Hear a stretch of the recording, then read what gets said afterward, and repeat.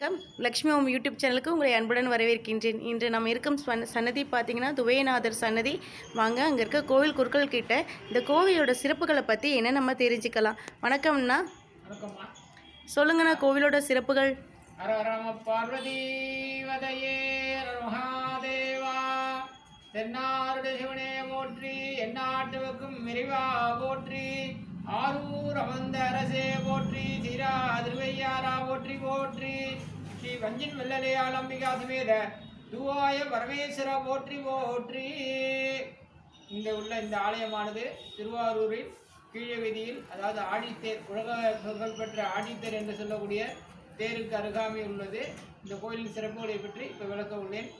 இந்த ஊரில் 3 க்ஷேத்திரம்: திருமூலட்டானம், அறநெறி, பறவையின் மண்டலின்னு. திருமூலட்டானம் அறநெறி தியாகராஜ சுவாமி கோயில், வன்மீகநாதர், அசலேஸ்வரர். திருவாரூர் பறவையின் மண்டலின்னு இந்த கோயிலை தான் சொல்லுவார். அதாவது 4 இருக்காரில் அப்பர் சுந்தரம், மாநில திருஞான சம்பந்தர். சுந்தரருக்கு இங்கே தான் வலது கண் கிடைக்கிறது. திருமூலட்டானம் அறநெறி பறவையின் மண்டலிலேயே இந்த கோயிலை பறவையின் மண்டலியும்பா. இந்த சுந்தரருக்கு வலது கண் பெறார், இதுதான் இல்லையா? அதாவது சுவாமியோட நெத்தியில் வெள்ளையாக தெரியும். அதாவது நேத்திரம் என்று சொல்லக்கூடிய நமக்கு எப்படி மொழி இருக்குமோ அந்த நேத்திரமானது தெரியும். எல்லா சிவாலயமும் திங்கக்கிழமை சோமவாரம்னு சொல்லுவாள். இது கண் கொடுத்தனால ஞாயிற்றுக்கிழமை விசேஷம். கண் சம்பந்தப்பட்ட வியாதி உள்ளவங்களால எலுமிச்சோளம் வச்சு வீட்டை பண்ணிப்பா. இந்த குளமானது அக்னி பாகத்தில் இருக்கும். எல்லா இடத்துலையும் ஈசானியும் இல்லை பின்னாடி இருக்கும். இந்த குளமானது அக்னி பாகத்தில் இருக்கும். அதற்கான காரணம் ஒரு காலத்தில் கிடாரமுண்டா என்று சொல்லக்கூடிய ஒரு 6 கிலோமீட்டர் கிடாரமுண்டா என்ற ஊர் உள்ளது. அது வரைக்கும் கடல், அதாவது சமுத்திரமாக இருந்திருக்கு. அதனால் தேவர்கள்லாம் போய் கேட்குறா, என்ன சுவாமி கடலாக இருக்கே, ஒன்றும் பண்ண முடியலையேன்னு. உடனே இங்கேருந்து ஒரு அருகாமையில் ஒரு 1/4 கிலோமீட்டரில் வெள்ளப்பிள்ளையார், அதாவது விநாயகரை நிறுவுறார். நிர்விக்கினங்கள்லாம் விலகட்டும், பிரச்சனை விலகட்டும், வெள்ளப்பிள்ளையார் நிறுவுறார். அந்த பிள்ளையார மீறியும் கடல் சமுத்திரம் பொங்கி வந்துடுது. உடனே சுவாமி என்ன பண்ணுறார், இதுக்கு என்ன சரி? தேவர்கள்லாம் திருப்பி போய் கேட்டோன்னே, சுவாமி இதுக்கு யார் சரியான ஆள் அப்படின்னோடனே சனீஸ்வரன், அதாவது சனி பகவான் என்றால் எல்லாரும் பயப்படக்கூடியவர்.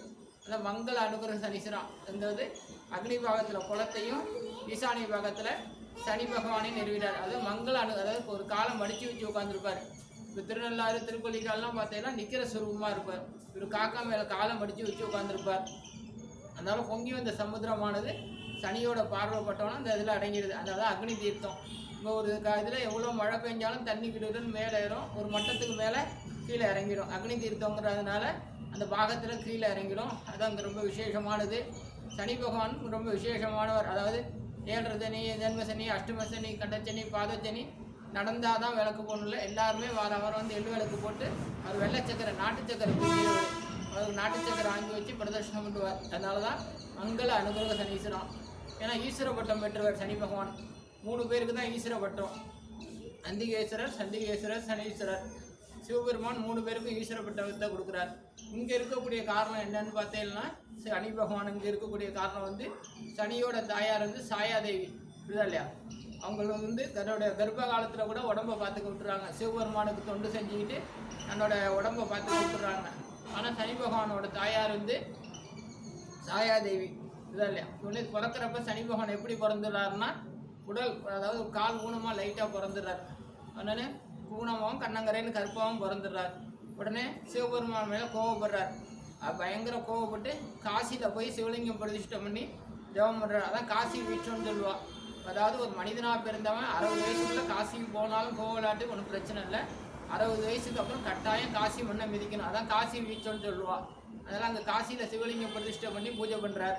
உடனே சிவபெருமான், என்னடா அது இந்த வயசுலேயே இவ்வளோ தேவன் கடும் தேவன் இருக்கானே அப்படின்ட்டு உனக்கு என்ன வேணும்னு கேட்குறாரு. ஏன்னா சிவபெருமான் கேட்டதை கொடுக்கக்கூடிய ராஜ்யம். உனக்கு என்ன வேணும் அப்படிங்கிறாரு. உன்னோட ஈஸ்வர பட்டத்தை என்கிட்ட கொடுத்துரு அப்படிங்கிறாரு. சரி, நான் தரேன், அதை பற்றி ஒன்றும் இல்லை, நீ அதை வச்சு என்ன பண்ண போகிற அப்படிங்கிறாரு. அதாவது ஒரு மனிதனோட அதாவது ஜாதகத்தில் அதை எப்படி கேட்குறாரு பாருங்க திறமையா. ஒரு மனிதனோட காலகட்டம், அதாவது இன்னைக்கு பிறந்து இன்னைக்கு இறந்தாவோட அது காலகட்டம் தான். ஒரு மனிதனோட காலகட்டத்தில் போகிறப்ப என்னப்பட்ட மனவேதனையும் கஷ்டத்தையும் அவனுக்கு கொடுக்கணும் அப்படின்னா, அது எப்படி எல்லாரும் நல்லா இருக்கணும், உலகம் க்ஷேமமாக இருக்கணும், தானும் நல்லா இருக்கணும் என்கிட்ட பிரார்த்தனை பண்ணான்னா அவனுக்கு எல்லா விதமான செல்வங்களையும் கொடுப்பான். அதாவது சனியை கூட கொடுப்பாரும் இல்லை, கெடுப்பாரும் இல்லை. எல்லா விதமான க்ஷேமங்களையும் செல்வங்களையும் கொடுப்பேன்.